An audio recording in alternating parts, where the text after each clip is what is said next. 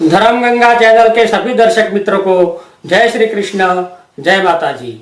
मित्रों, आज इस वीडियो में मैं अर्जुन जी ने सुभद्रा का हरण कैसे किया, भगवान श्री कृष्ण ने अपनी बहन का हरण जानबूझकर क्यों करवाया, फिर अर्जुन जी और सुभद्रा का विवाह कैसे हुआ, इस कथा का आबेहूब वर्णन करने वाला हूँ। तो वीडियो को अंत तक जरूर देखिए। वीडियो अच्छा लगे तो चैनल को सब्सक्राइब, लाइक और शेयर जरूर कीजिए। कमेंट बॉक्स में कमेंट करके आपका अभिप्राय जरूर दीजिए। अर्जुन जी का 2.5 साल का वनवास पूरा होने वाला था, तब वो द्वारिका चले गए। वह द्वारिका से 2 किलोमीटर दूर एक शिवालय में पद्मासन लगाकर बैठ गए और हाथ में माला लेके हरि भजन करने लगे। अब उस शिवालय में भगवान भोलेनाथ का मेला लगने वाला था। धीरे धीरे लोग मेले में आने लगे। साधु रूप अर्जुन जी को लोग महात्मा साधु मानकर उनके पैर छूते थे और अर्जुन जी हाथ ऊंचा करके उनको आशीर्वाद देते थे। श्री कृष्ण भी अपने परिवार और यादवों के साथ मेले में आए हुए थे। उन्होंने अर्जुन जी को देखा तो उन्हें अर्जुन जी की थोड़ी मजाक करने का मन हुआ। वो अर्जुन जी के पास जाकर अर्जुन जी को पैर पड़े। अर्जुन जी ने हाथ ऊंचा करके उनको आशीर्वाद दिया। प्रभु ने अर्जुन जी को पूछा कि महाराज, आप किस गांव से हैं? आपकी ज्ञाति क्या है और आपका नाम क्या है?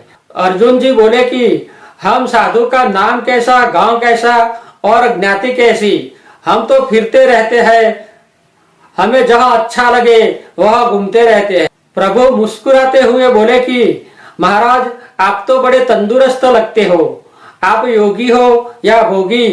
अर्जुन जी ने कहा कि आप एक योगी को भोगी बोलते हो, थोड़ी तो शर्म करो, थोड़ा विवेक रखो। प्रभु खड़खड़ाट हंसकर बोले कि अब ज्यादा नाटक मत करो और बताओ कि माता कुंती कैसे है। अर्जुन जी छोपीले पड़ गए और मन ही मन सोचने लगे कि मैं भी भान भूला, ये तो स्वयं प्रभु है, ये तो मेरे बारे में सब कुछ जानते हैं। उन्होंने नम्रता पूर्वक प्रभु को 2 हाथ जोड़कर कहा कि प्रभु, आप किसी को मत बताना कि मैं कुंती पुत्र अर्जुन हूँ। अगर लोग जान जाएंगे कि ये कुंती पुत्र अर्जुन है तो लोग मेरे बारे में क्या सोचेंगे? लोग सोचेंगे कि ये कुंती नंदन अर्जुन बनावटी साधु बनकर बैठा है। प्रभु ने कहा कि मैं तो सबको बता दूंगी कि तू पांडु पुत्र अर्जुन है। अर्जुन जी ने कहा कि प्रभु, आपको इसमें क्या मिलेगा? मेरी तो आबरू जाएगी। भगवान बोले कि एक शर्त पर मैं किसी को नहीं बताऊंगा। अर्जुन जी प्रभु को पूछने लगे कि प्रभु, आपकी क्या शर्त है? मुझे क्या करना पड़ेगा? तुम मेरी बहन सुभद्रा को हरण करके ले जाओ और उसके साथ विवाह कर लो। अर्जुन जी बोले कि हे प्रभु, आपके बड़े भाई बलराम और यादव मुझे छोड़ेंगे? प्रभु ने अर्जुन जी को समझाते हुए कहा कि देखो, मेरे बड़े भाई बलराम सुभद्रा का विवाह कौरवों में करना चाहते हैं, लेकिन उन पापी लोगों में मेरी बहन को देना मुझे मंजूर नहीं है। मैं तुम्हारे साथ हूँ, तुम बिना घबराए सुभद्रा का हरण करके ले जाओ। तुम सोचो मत, ये तो एक परंपरा है। पितामह भीष्म ने भी चित्रवीर और चित्रांगन के लिए अंबा, अंबिका और अंबालिका का हरण करके लाए थे। अर्जुन जी सम्मत हो गए तो प्रभु ने कहा कि तुम आज रात अशोक बाग में आ जाओ। वहां पीपल के पेड़ नीचे मैं आपके लिए एक बैठक बनवाऊंगा और उस बैठक के पास मंत्री हुई भस्म भरा एक कुंड भी बनवाऊंगा। तुम उस मंत्री हुई भस्म से लोगों का दुख दर्द दूर करना, इसकी वजह से आपकी कीर्ति बढ़ जाएगी। बलराम को संतति में पुत्र नहीं है, वो तुमसे मोहित होकर उनके घर ले जाएंगे। वह तुम सुभद्रा पर भस्म डालकर उसे मोहित कर लेना। बाद में यमुना जी नहाने जाने का बहाना बनाकर सुभद्रा का हरण करके ले जाना, बाकी सब मैं संभाल लूंगा। अर्जुन जी तैयार हो गए और रात को अशोक बाग में पहुंचे। वहां पीपल के पेड़ नीचे श्री कृष्ण प्रभु की बनाई हुई बैठक पर समाधि लगाकर बैठ गए। सुबह में बगीचे का अंधमाली उसके छोटे पुत्र को लेकर बगीचे में आया। पुत्र के बताने पर अंधमाली अर्जुन जी को महात्मा मानकर उनके पैर पड़े अर्जुन जी ने उस पर भभूत डाली तो वो अंध माली देखता हो गया। माली तो आश्चर्यचकित हो गया। उसने अपने पुत्र को कहा कि बेटा, मैं देखता हो गया, मेरा अंधापा दूर हो गया, मैं तुझे देख सकता हूँ। ये महात्मा तो खुद परमेश्वर है। मैं गांव में जाकर सबको बताता हूँ। उसने नगर में जाकर सबको बताया कि बगीचे में एक महात्मा आए हैं, वो सबके दुख दर्द दूर करते हैं। देखो, उन्होंने मुझ अंध को देखता कर दिया। माली की बात सुनकर सब लोग बगीचे में आए और अर्जुन जी को पांव पड़ने लगे। अर्जुन जी सब पर भभूत डालते थे, उसके कारण अंधे, लूले, लंगड़े, बहरे सब कोई अच्छे होने लगे। सब लोग अर्जुन जी के पीछे पागल हुए और बगीचे में भारी भीड़ होने लगी।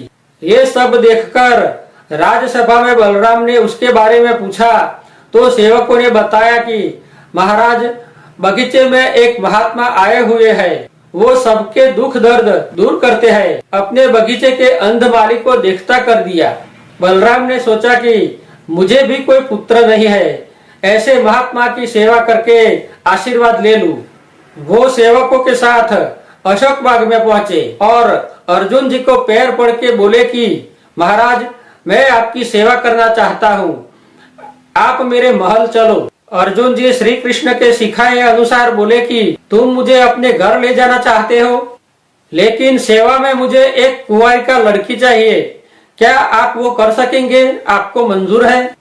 बलराम बोले कि हाँ महाराज, मेरी बहन सुभद्रा कुंवारिका ही है, वो तुम्हारी सेवा करेगी। और बलराम अर्जुन जी को अपने महल ले गए। सुभद्रा अर्जुन जी के पैर पड़ी तो अर्जुन जी ने उस पर भभूत डाली, उसके कारण सुभद्रा मोहित हो गई। बलराम ने सुभद्रा को महात्मा की सेवा में रख दी और खुद भी महात्मा का ख्याल रखते सेवा करने लगे।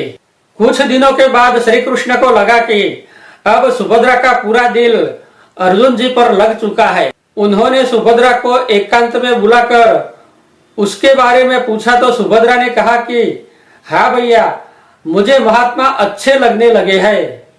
तब श्री कृष्ण ने सुभद्रा को कहा कि बहन, महाराज जब तुझे यमुना जी नहाने जाने के लिए बोले तो तुम मेरा बड़ा रथ मंगवाना।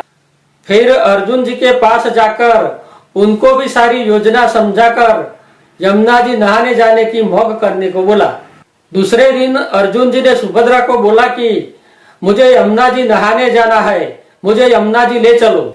सुभद्रा ने बलराम को कहा कि भैया, तुम मुझे किशन भैया का बड़ा रथ दिलवाओ तो मैं महाराज को यमुना जी नहाने ले जाऊंगी, वरना नहीं ले जाऊंगी।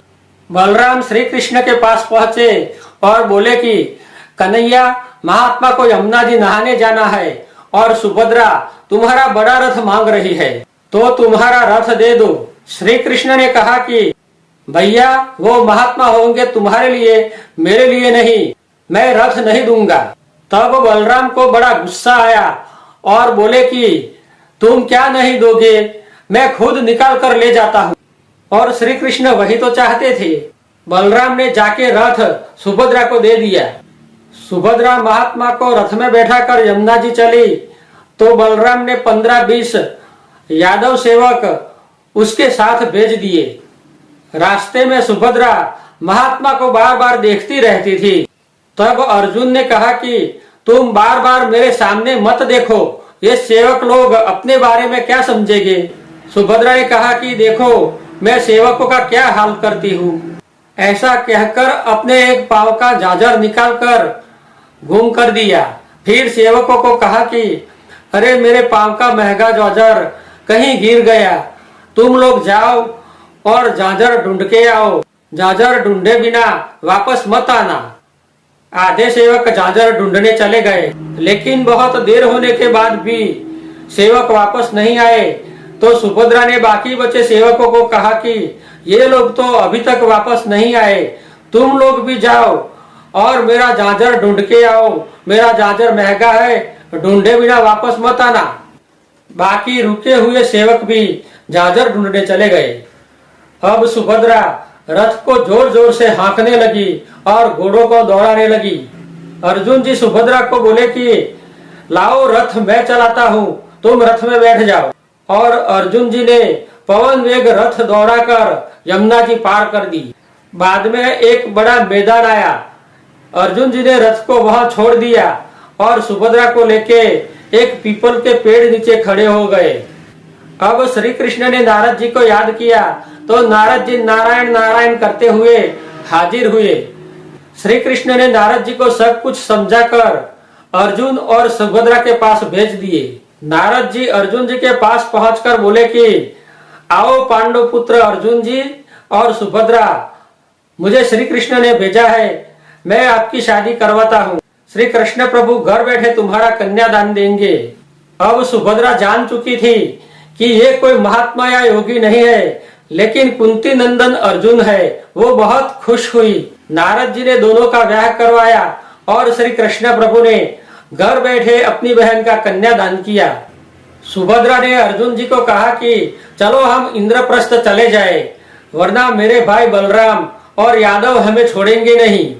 अर्जुन ने सुभद्रा को कहा कि ऐसे भगोड़ा बनकर मैं तुझे नहीं ले जाऊंगा, मैं भी एक क्षत्रिय हूँ, मैं तुम्हें चोरी छुपी नहीं ले जाऊंगा। बलराम मान जाए तो ठीक है, वरना मैं उनके साथ भी युद्ध करूंगा और तुझे ले जाऊंगा। अब सुभद्रा के साथ आए हुए सेवकों का बिचारों का क्या हुआ? बेचारे सब झांझर ढूंढ ढूंढ के थक गए, लेकिन कहीं से भी झांझर नहीं मिला। तो वापस वो रथ के पास आए। उन्होंने मैदान में खाली रथ देखा तो वो घबरा गए और समझ गए कि डांगी बाबा सुभद्रा बहन को लेकर भाग गया। उन्होंने दूर पीपल के पेड़ नीचे अर्जुन और सुभद्रा को ब्याह किए हुए देखे।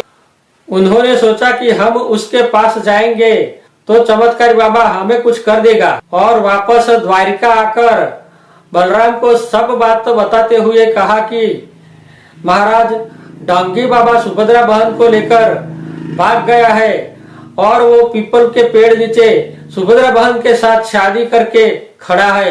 बलराम का क्रोध भभक उठा, लेकिन श्री कृष्ण को कुछ कहने की उन्हें हिम्मत नहीं थी, क्योंकि श्री कृष्ण के ना कहने पर भी बलराम रथ ले गए थे। अब श्री कृष्ण जानबूझकर बलराम के महल आए और बलराम को निराश देखकर पूछने लगे कि बड़े भैया, आप निराश क्यों हो, क्या हुआ? तब सब बात सेवकों ने श्री कृष्ण को बताई। बलराम ने श्री कृष्ण को कहा कि कन्हैया, ये ढोंगी बाबा अपनी बहन सुभद्रा को भगा के ले गया है और शादी करके यमुना के मैदान में पीपल के पेड़ नीचे खड़ा है। चलो हम उसे सबक सिखाते हैं। और बलराम श्री कृष्ण के साथ प्रद्युम्न और यादवों की सेना लेकर यमुना जी पहुंचे। अर्जुन जी को सुभद्रा के साथ देखकर वो बहुत क्रोधित हुए। उन्होंने प्रद्युम्न को कहा कि जाओ बेटा, अपनी बुआ को ले आओ। प्रद्युम्न सुभद्रा के पास पहुंचा और सुभद्रा को लेकर चलते चलते बोला कि डांगी बाबा, अब तेरी खैर नहीं, देख तेरा क्या हाल करते हैं। अर्जुन ने कहा कि यहाँ कोई डांगी बाबा नहीं है, मैं भी एक क्षत्रिय और कुंती नंदन अर्जुन हूँ। मैं भगोड़ा बनकर जाना नहीं चाहता, मैं आपसे युद्ध करने के लिए तैयार हूँ।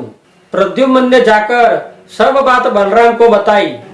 बलराम ने गुस्से में श्री कृष्ण को कहा कि कन्हैया, देख तेरे पांडव, तू पांडवों का बहुत पक्ष करता है न, लेकिन आज मैं छोड़ूंगा नहीं। श्री कृष्ण ने कहा कि हाँ हाँ भैया, मैं भी आपके साथ हूँ, अर्जुन को मारो। सुभद्रा ने श्री कृष्ण का पांव दबाकर साथ में कहा कि भैया, सब कुछ तुमने पास रहकर करवाया और अब मेरा सुहाग छीनने के लिए तैयार हो गए हो। श्री कृष्ण ने आंख के इशारे से सुभद्रा को कहा कि तुम चिंता मत करो, कुछ नहीं होने वाला। अब बलराम ने युद्ध का आदेश दिया तो सब यादव योद्धाओं अर्जुन पर टूट पड़े। सब कोई तलवार, भाला, बर्छी और बाण का बारिश बरसाने लगे। अर्जुन जी मन में सोचने लगे कि प्रभु ने जानबूझकर सब कुछ मेरे पास करवाया और अब मेरा दुश्मन बनकर बैठे हैं। वो मन ही मन प्रभु को प्रार्थना करने लगे कि हे प्रभु, आपने हमें लाक्षागृह की अग्नि से बचाया, हिडम्बावन में हिडम्बासुर से बचाया, भीम को बल देकर बकासुर का वध करवाया, रास्ते में आते आते एक गांधर्व से भी बचाया। गांधर्व की याद आते ही अर्जुन जी को याद आ गया कि गांधर्व ने मुझे अभंग रथ, गांडीव धनुष और अक्षय बाथा देने का वचन दिया है, वो मैं मांग लेता हूँ। उन्होंने तुरंत गांधर्व का स्मरण करके अभंग रथ, गांडीव धनुष और अक्षय तिरकस की मांग की। गांधर्व अंतरिक्ष से आकर अभंग रथ, गांडीव धनुष और अक्षय तिरकस अर्जुन जी को दे गए। अब अर्जुन जी के पांव में ताकत आई, वो रथ पर चढ़ गए और गांडीव से तीर छोड़ने लगे। वो बाण से आते हुए सब आयुध को चकनाचूर कर देते थे। फिर भी वो अकेले थे और सामने बड़ी सेना थी। ध्यान रखे तो कहां कहां रखे। उन्होंने बुद्धि लगाकर मोहास्त्र का बाण छोड़ा। उस बाण के अनेक बाण हुए और सब योद्धे को बेशुद्ध कर दिए। श्री कृष्ण और बलराम के सिवा सब योद्धा बेशुद्ध होकर जमीन पे पड़े थे। बलराम ने अर्जुन जी को मारने के लिए अपना हल तैयार किया तो श्री कृष्ण ने अपना सुदर्शन चक्र चढ़ाया और बलराम से बोले कि भैया तुम अर्जुन जी को मारोगे तो मैं सब यादवों का मस्तक इस सुदर्शन चक्र से छेद दूंगा। बलराम बोले कि कन्हैया तू पागल हो गया है, तू क्या बोल रहा है? सामने दुश्मन खड़ा है और तू यादवों को मारने के लिए क्यों तैयार हुआ है? प्रभु ने कहा कि भैया सब दोष तुम्हारा है, अर्जुन जी का कोई दोष नहीं है। आपने एक अनजान योगी पर विश्वास करके अपने युवान बहन को उसकी सेवा करने के लिए सौंप दी। मेरे ना कहने पर भी तुम मेरा बड़ा रथ ले गए। तुमने ही विश्वास करके सुभद्रा को योगी के साथ यमुना जी भेजी। भैया आपको एक बार तो सोचना था कि आप क्या कर रहे हो। अब तो अर्जुन हमारा बहनोई हुआ और मैं अपनी बहन को विधवा करना नहीं चाहता। बलराम बोले कि तो ये सब कुछ तुमने जानबूझकर करवाया है, ये सब काम तेरा ही है।